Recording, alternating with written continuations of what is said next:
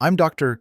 James, and this is LiveWell Daily, a place where I share what 30 years in medicine have taught me that health isn't only about the body, it's about the conversation you keep with it every single day. Pause for a moment and ask yourself, have you ever thought that the foods you choose, something as simple as vegetables, could be the fine line between recovery and relapse? For most of our lives, vegetables have stood for health itself. We've believed that if we eat more greens, we're doing the right thing. But as time passes, especially after 50 or after a stroke, the body changes. What once healed can now quietly harm. Not because vegetables are bad, but because our bodies no longer process them the way they used to.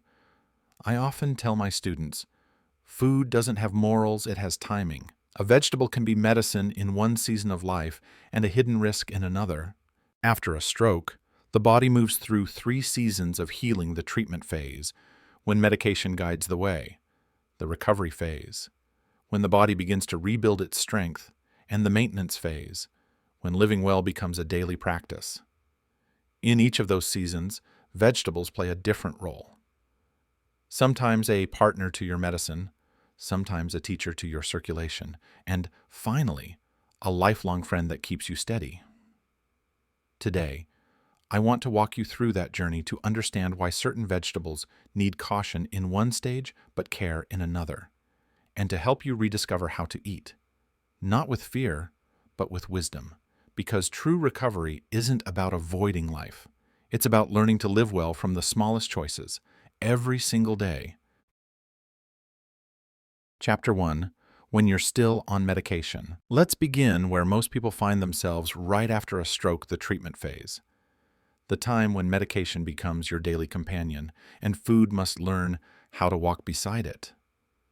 In these early weeks, your body is fragile yet hopeful.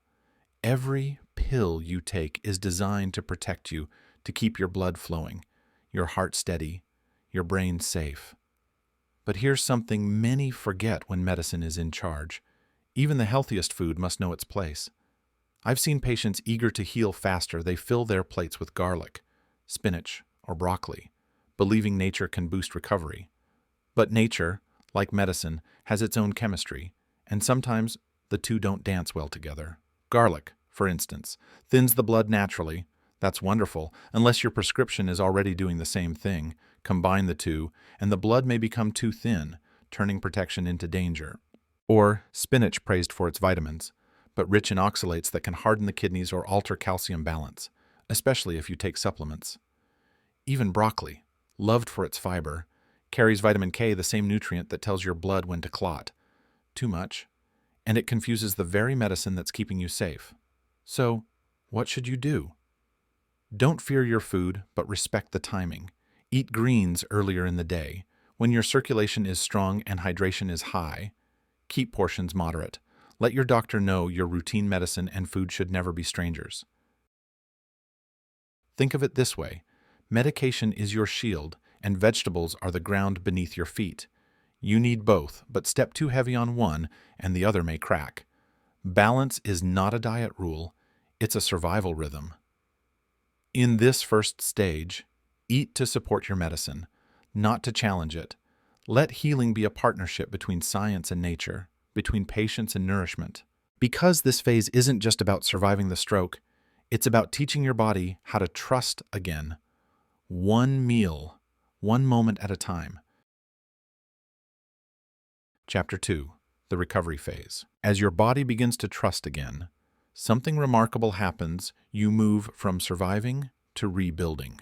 This is the recovery phase, the moment when medicine slowly takes a step back and your body starts learning to stand on its own. In this stage, food becomes more than fuel, it becomes your medicine's apprentice. What you eat now can help repair tiny vessels in your brain, restore nerve pathways, and renew energy that's been silent for weeks. Think of it like rebuilding a house after a storm. The foundation, your medicine, is already set.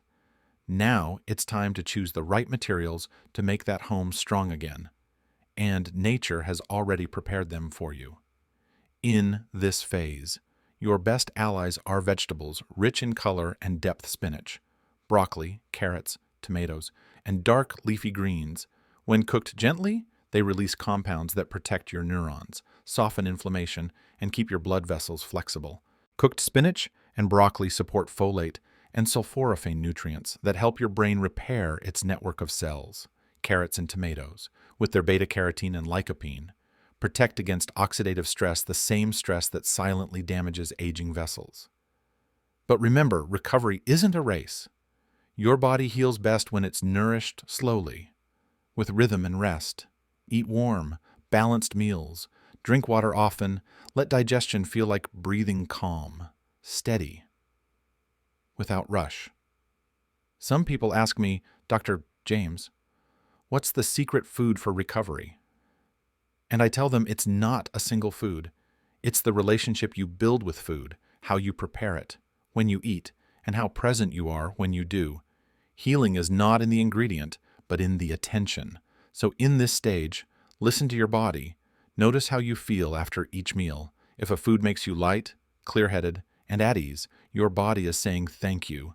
If it leaves you heavy or foggy, it's asking for balance. Healing, after all, is not about control, it's about conversation. You speak to your body through what you eat, and your body always answers. Chapter 3. The Maintenance Phase. When you reach this stage, something changes. You no longer wake up asking, will I recover? Instead, you ask, how do I stay well? This is the maintenance phase, the quiet art of staying alive and well. It's not dramatic. It doesn't shout. It's the calm rhythm of a body that has learned balance and a mind that has found peace in the routine. In this season, food returns to its simplest form, not as a treatment, but as companionship.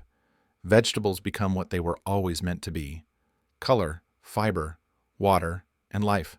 The secret now is variety. The body loves diversity. 5 colors a day if you can: greens for the blood, oranges for the nerves, reds for the heart, purples for the brain, whites for strength. Together, they form the palette of longevity. Timing still matters. Eat your heavier meals earlier. Daylight helps metabolism stay smooth. Keep dinner light, gentle, mostly warm and hydrating. A calm stomach at night means a calm heart at dawn. Water, too, becomes a quiet medicine. Sip through the day, not all at once. Hydration keeps your blood fluid, your mind clear, and your sleep more forgiving. And don't forget movement. The brain and the body are partners, walking, stretching, breathing in morning air. These are not chores. They are rituals of gratitude.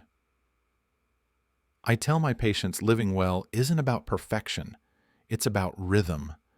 When you eat with awareness, move with purpose, and rest with gratitude, your life becomes medicine. The body, after all, remembers kindness, it remembers balance, and when you treat it with gentleness, it rewards you quietly in clarity, in strength, in peace. So as we close this journey from medication to recovery to maintenance, remember this healing never truly ends. It simply changes form. And every morning, when you sit down for your meal, you're not just eating, you're continuing that healing. One quiet bite at a time. Live well every single day. Closing section. If you've stayed with me through this journey from medication to recovery to balance, I want to thank you. It means you care, not only about living longer, but about living better. I hope, in some quiet way, these words reminded you that health isn't built in hospitals. It's built in kitchens, in small choices, and in the patience to keep trying. If this message spoke to you, if it made you pause and think about how you eat or how you live, then I'd love to hear from you. Tell me in the comments, what part of your healing journey are you in right now? What has changed for you? Your stories, your courage. They remind me why I do this, and they help others who are still trying to find their way back to health. If you found value here, please consider subscribing to LiveWell Daily. It's how you let me know these videos matter, and it gives me strength to keep creating for you. Share this video with someone who might need it today. Sometimes, a single reminder can change a life. Until next time, take care of your heart, your mind, and your plate. Live well every single day.